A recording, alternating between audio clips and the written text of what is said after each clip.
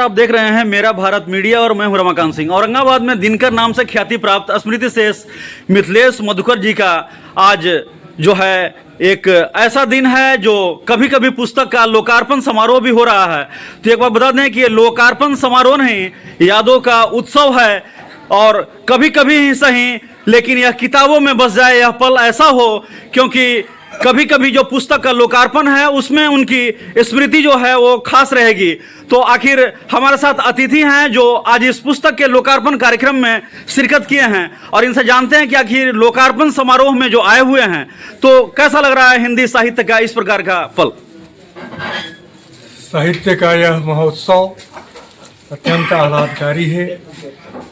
यह महोत्सव एक ऐसे महान कवि को समर्पित है, मिथिलेश मधुकर जी की स्मृति को और उनकी पुस्तक के लोकार्पण के अवसर को। मुझे लगता है कि मुझे ये कहना चाहिए कि मधुकर जी जैसा कि यहाँ के लोग कहते हैं वो औरंगाबाद के दिनकर हैं अथवा औरंगाबाद के निराला हैं।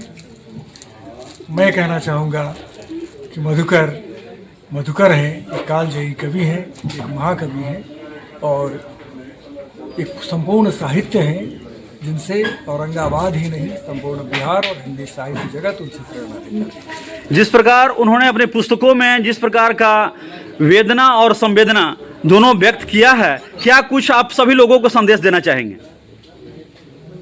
मैं समझता हूँ कि उनकी रचनाएं स्वयं अपने आप में एक बड़ा संदेश है और एक धरोहर है हिंदी जगत के लिए, औरंगाबाद के कवियों साहित्यकारों के लिए, आने वाली पीढ़ियों के लिए, युवाओं के लिए।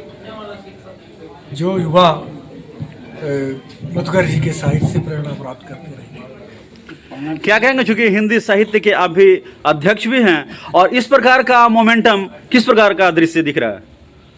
मधुकर जी में मेरी नज़रों में सबसे बड़ी विशेषता यह रही है कि उन्होंने औरंगाबाद के ऐसे बर्तनों को, जैसे हम बर्तन में जंग लगे हुए हैं, उन्हें स्वच्छ बनाते हैं। यहाँ के नए रचनाकारों को, अनगढ़ रचनाकारों को गढ़ने का, स्वच्छ बनाने का और मांझने का काम किया है मधुकर जी। मेरी नज़र में इस दृष्टि से महान कवि। चूँकि ऐसे महानुभावों को इस कार्यक्रम में बुलाना और सभी यहाँ साहित्यिक लोगों का एक साथ मिलन कैसा संदेश देगा औरंगाबाद को? मधुकर जी के नाम पर यहाँ अनेक विद्वत जन पधारे हुए हैं। सचमुच उनके व्यक्तित्व का हम आदर करते हैं और उनके व्यक्तित्व से आकर्षित होकर ही अनेक विद्वान आज औरंगाबाद में विद्यमान हैं। मैं उन विद्वानों को और विद्वानों के साथ मधुकर जी को नमन करता हूँ। चलिए बहुत बहुत धन्यवाद। ये थे हमारे साथ कभी कभी जो पुस्तक है उसका लोकार्पण समारोह में अतिथिगण जिन्होंने साफ साफ जी को दर्शाया है कि निश्चित रूप से यह जो लोकार्पण समारोह है औरंगाबाद के लिए साहित्यिक उत्सव का एक रूप है और जैसा यह मंच सजा हुआ है निश्चित रूप से साहित्यकारों को इसमें काफी बल मिलेगा। चूंकि ये जो मधुकर जी हैं, मधुकर जी निश्चित रूप से औरंगाबाद ही नहीं बल्कि बिहार और देश में इनकी छवि बोलेगी और यही इतिहासकार जो हैं लगातार गढ़ेंगे।